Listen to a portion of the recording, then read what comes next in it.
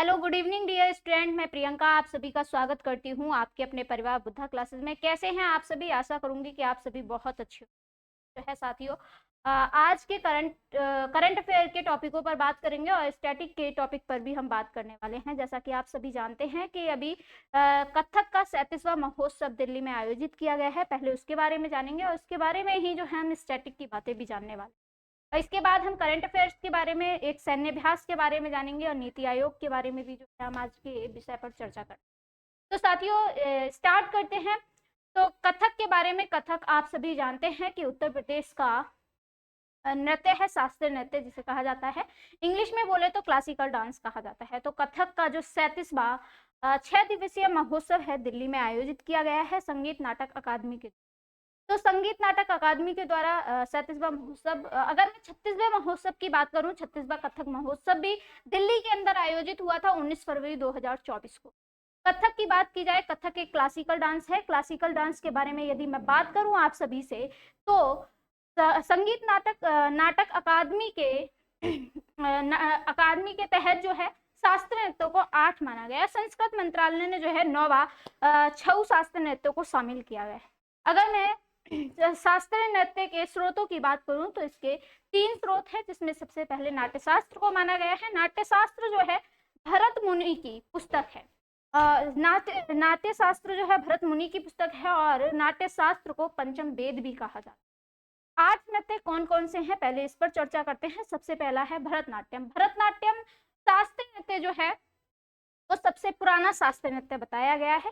इसके बाद हम बात करेंगे सत्रिया शास्त्रीय नृत्य। सत्रिया शास्त्रीय नृत्य जो है वो असम का शास्त्रीय नृत्य है। ये सबसे नया शास्त्रीय नृत्य बताया गया है संगीत नाटक अकादमी के द्वारा। इसके बाद कथक डांस जो है इसी में आता है, कथकली इसी में आता है, मोहिनी अट्टम और आप बोलेंगे कुचिपुड़ी। इसके बाद मणिपुरी उड़िया। ये जो है सारे के सारे डांस क्लासिकल डांस।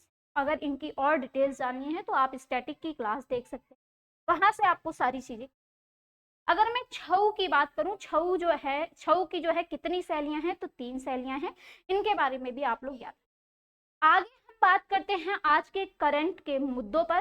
करंट के मुद्दे कौन कौन से होने वाले हैं? सबसे पहले हम बात करेंगे बहुराष्ट्रीय वायुसेना अभ्यास 2025 की।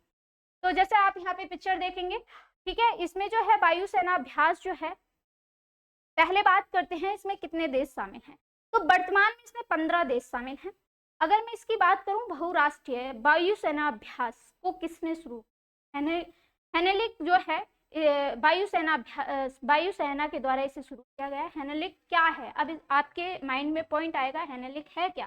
तो हेनेलिक जो है ग्रीस की वायुसेना है, जिसे ग्रीक भाषा में हेनेलिक कहा जाता है। अगर मैं इसके नाम की बात करूं, बहुराष्ट्रीय वायुसेना अभ्यास, इसका नाम जो है 2015 में रखा गया और भारत ने बहुराष्ट्रीय वायुसेना अभ्यास में पहली बार 2023 में भाग लिया।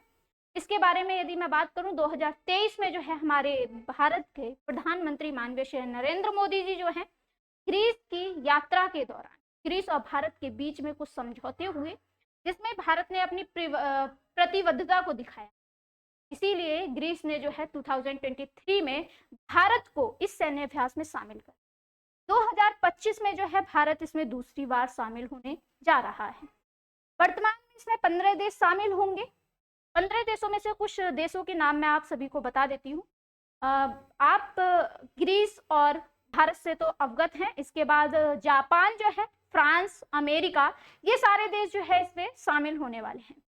इसके बाद आपसे बात की जाएगी कि बहुराष्ट्रीय सैन्य अभ्यास 2025 में भारत की तरफ से कौन कौन से लड़ाकू विमान जो है शामिल किए जाएंगे। तो आपको एक नाम बहुत मोस्ट है, सुकोई 73। सुकोई 73 लड़ाकू विमान जो है इसमें शामिल किया जाएगा। इसका नाम आप लोग याद रखें। आगे हम बात करेंगे किसके बारे में? हम बात करेंगे एक आर्थिक पोर्टल के बारे में, आर्थिक मंच पोर्टल। तो ये जो है किसके द्वारा विकसित किया गया है, इस पर पहले चर्चा करेंगे। इसके बाद हम बात करेंगे इसका शुभारंभ किसने किया है। तो अगर मैं आर्थिक मंच पोर्टल की बात करूं, पिक्चर आप पीछे देख सकते हैं, ठीक है। तो इसे जो है किसके द्वारा विकसित किया गया है? तो नीति आयोग और ICAR के द्वारा इसे विकसित किया गया है। ICARE क्या है? National council of applied economics research के द्वारा जो है इसे विकसित किया गया है।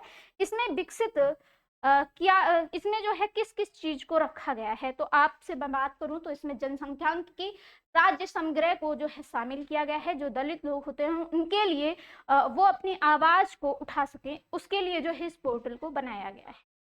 और इसका शुभारंभ जो है 1 अप्रैल 2025 को किया गया है। इसका शुभारंभ जो है हमारी केंद्रीय वित्त मंत्री निर्मला सीतारमण जी के द्वारा किया गया है।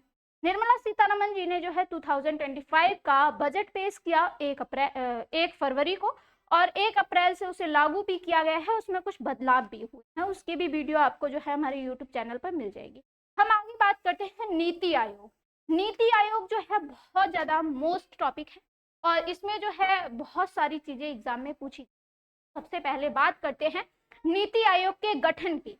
नीति आयोग का जो गठन है दोस्तों 1 जनवरी 2015 को माननीय श्री नरेंद्र मोदी जी द्वारा किया गया था।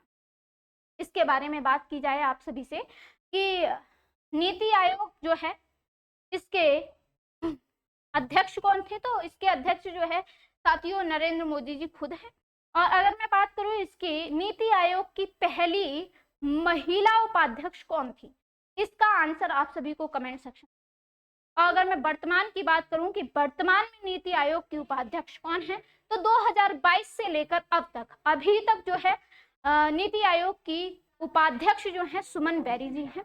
इसके बारे में आपको जरूर याद है। ऐसे ही मोस्ट टॉपिक देखने के लिए आप लोग हमारे चैनल को सब्सक्राइब, बेल आइकन को प्रेस करें। ऐसे ही हम जो है अच्छे अच्छे टॉपिक्स आपके लिए लाते रहेंगे। तो मिलेंगे नेक्स्ट सेशन में, तब तक के लिए हंसते मुस्कुराते रहिएगा।